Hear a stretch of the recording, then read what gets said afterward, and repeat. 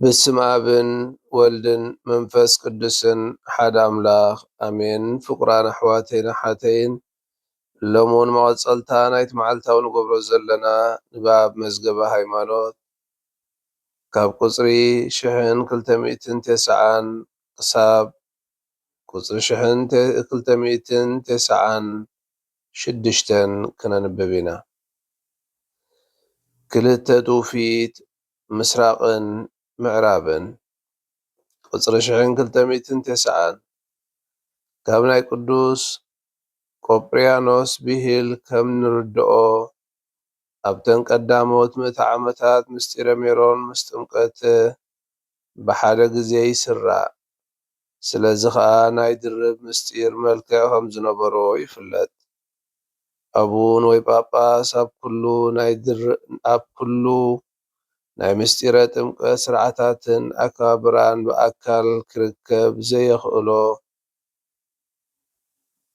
ካብቲ ገሊኡ ምኽንያታት ኣብ ሙሉእ ዓመት ናይ ዝጥመቑ ህፃናት ኣሃዝ ምብርካቱ፣ ኣብ ወገን ገጠር ወይ ዓድታት ዘሎ ቁምስናታት ምብዝሑ፣ ናይ ሰበኻታት ምዕባይን ክጥቀስ ይከኣል። ኣብ ምዕራብ እቲ ናይ ጥምቀት ምልኣት ምዝዛምን ብኣቡን ጳጳስ ክፍፀም ካብ ዝብል ባህግን ድሌትን ነተን ክልተ ምስጢራት ንግዚኡ ምፍላየን ዝብል ባህልን ልምድን ኣንቀለ። ኣብ ምስራቅ ግን ሓድነተን ስለ ዝተዓቀበ ምስጢረ ሜሮን በቲ ኣጥማቒ ካህን ክፍፀም ይርከብ። እንተኾነ እቲ ካህን በቲ ብኣቡን ዝተባረኸ ዝተቐደሰ ቅዱስ ዘይቲ ሜሮን ጥራሕ እዩ ክፍፅሞ ዝኽእል። ቁፅሪ 1291 ናይ ሮማዊት ቤተ ክርስቲያን ልማድ ነቲ ምዕራባዊ ኣገባብ ንምዕባል ዘጣጥሕ ኩነታት ፈጠረ። ማለት ብድሕሪ ጥምቀት ብቅዱስ ቅብኣቱ ዝፍፀም ድርብ ቅብኣት። እቲ ቀዳማይ ሓድሽ ተጠማቒ ካብ ማይ ጥምቀት ውፅእ ምስ በለ ዝግበረሉ ቅብኣት ብካህን ዝፍፀም እንትኸውን፣ እዚ ከዓ ነቲ ሓድሽ ተጠማቒ ኣብ ግንባሩ ኣቡን ወይ ጳጳስ ብዝፍፅሞ ካልኣይ ቅብኣት ይዛዘም።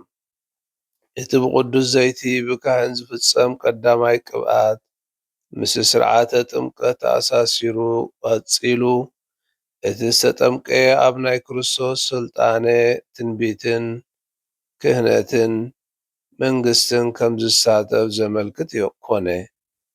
እቲ ዝጥመቕ ሰብ ብሱል ወይ በፅሒ እንተኮይኑ ብድሕሪ ጥምቀት እትፍፀም ቅብኣት ሓንቲ እታ ሜሮን ኮንፍርሜሽን ጥራሕ እያ። ቁፅሪ 1292 ናይ ምስራቅ ኣብያተ ክርስቲያን ልምድን ኣገባብን ነዚ ናይ መባእታ ክርስትና ሓድነት ዓብይ ኣቓልቦ ይገብረሉ። እቲ ናይ ላቲናዊት ቤተ ክርስቲያን ልምዲ ከዓ ናይ ቤተ ክርስቲያን ሓድነትን ካቶሊካውነትን ሃዋርያውነትን ምልክትን ከምኡ እውን ወሃብ ውሕስነትን ናቱ ኣገልጋልን ምስ ዝኾነ ኣቡን እቲ ሓዱሽ ክርስቲያን ንዝህልዎ ሱታፌን ሕብረትን ሓድነትን ዝገልፅ። ስለዚ ከዓ ምስታ ናይ ክርስቶስ ቤተ ክርስቲያን ሓዋርያዊ መሰረት ዘራኽብ እዩ። ናይ ምስጢረ ሜሮን ትእምርትን ስርዓትን ቁፅሪ 1293 ብዛዕባ ስርዓተ ሜሮን እንትንትን እቲ ናይ ቅብኣት ትእምርተ ወይ ምልክት እንታይ ከም ዘመልክትን ከመይ ዝበለ ምልክት ከም ዝሓድግን ማለት መንፈሳዊ ማሕተም ከም ዝገድፈልካ ምግንዛብ የድሊ። ኣብ ናይ ቅዱስ መፅሓፍ ይኹን ካልእ ጥንታዊ ኣምሳላዊ ልማዳት ቅብኣት ኣዝዩ ሃብታም ዝኾነ ትርጓሜ እዩ ዘለዎ። ዘይቲ ናይ በረኸትን ትብስሕትን ደስታን ምልክት እዩ። ዘንፅህ እዩ። ቅድሚ ምሕፃብን ድሕሪኡን ብዝፍፀም ቅብኣት ጅማውትን ጭዋዳታትን ይፈትሕ የለስልስ። ናይ ተቐዳምነትን ተቓለስነትን ቅብኣት ናይ ቁስልን ግዙፍ መጉዳእትን ቃንዛ ዘህድእ ስለ ዝኾነ ናይ ፈውስን ምሕዋይን ምልክት እዩ። ብመልክዕን ብጥዕናን ብጉብዝናን ከም እተነፀባርቕ ዝገብረካ እውን እዩ።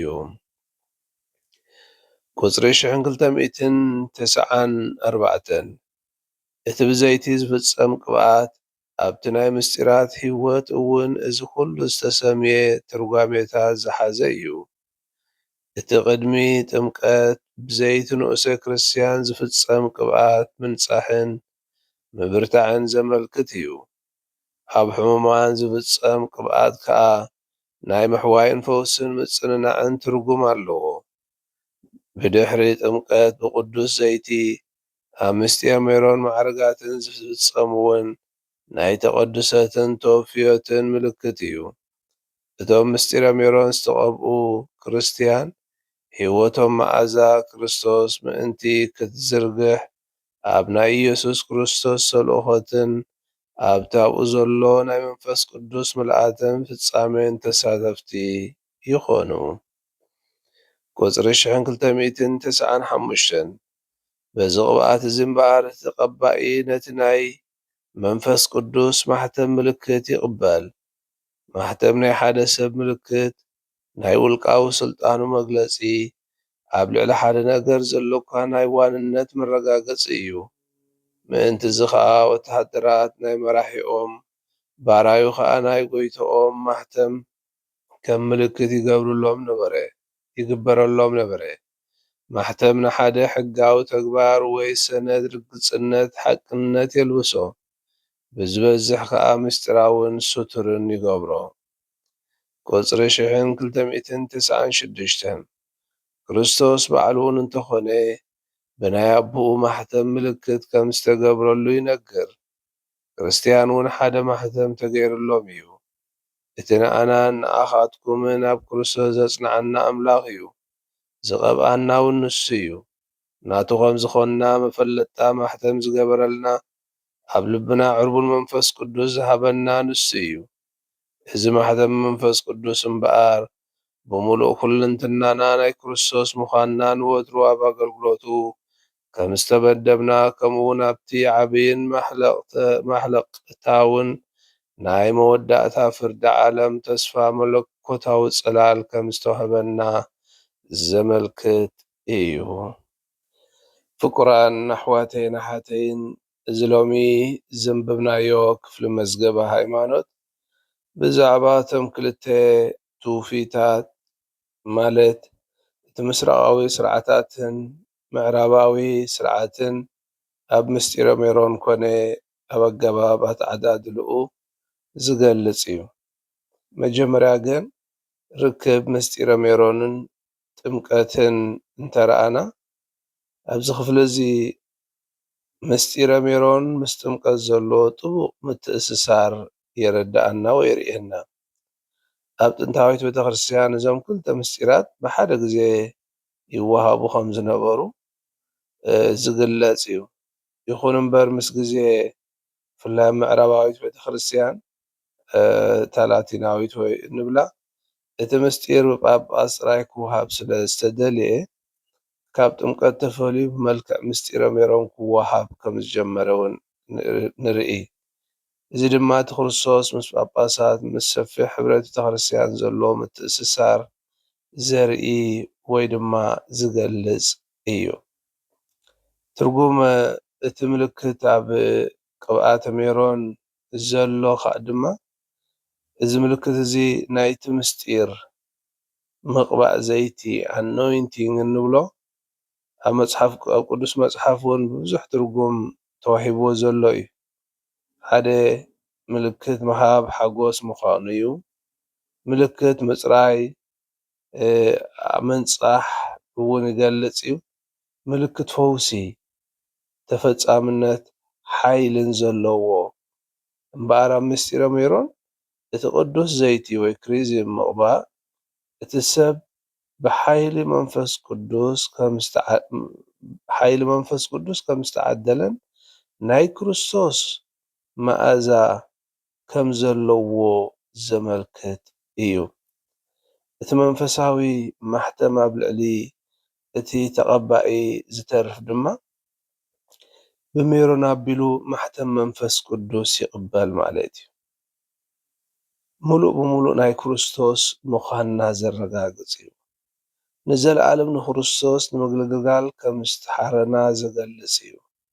ከም ዝተሓተምና እውን ዝገልጽ እዩ።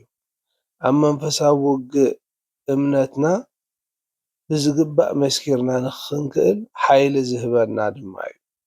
እዚ ማሕተም እዚ እምበኣር ዘይድምሰስ ስለ ዝኾነ ምስጢረ መሮን ከም ጥምቀት ሓደ ግዜ ጥራሕ ዝወሃብ እዩ ይብለና። እምበኣር እዚ ሎሚ ዝረኣናዮ ኣብቲ ናይ ምዕራባዊ ስርዓት ብኣቡን ዝወሃብ ኮይኑ ኣብቲ ናይ ምስራቃዊ ስርዓት ግና ካህን ምስቶም ፈለምቲ ምስጢራት ዝዕድሎ ከም ዝኾነ ኢና ንሪኢና። ስለዚ ምስጢረ ሜሮን ፀጋ ጥምቀትን ክልቲኦም ንሓደ ክርስቲያን ትብዓትን ምልኣትን ዝህብዎ ብምልከት ነቲ እምነቱ ንኽነብር ሓይሊ መንፈስ ቅዱስ ንኽቕበል ዝዕድሎ መንፈሳዊ ማሕተም ዘለዎ እዩ። ንኹላኹም እግዚኣብሔር ይባርኽኩም። ስብሃት ንኣብን ንወልድን ንመንፈስ ቅዱስን ይኹን። ጥንቲ ከም ዝነበረ ሕጂ ከዓ ንወትሩ ንዘለዓለም ዓለም ኣሜን። በስመ አብ ወወልድ መንፈስ ቅዱስ ሓደ ኣምላኽ ኣሜን።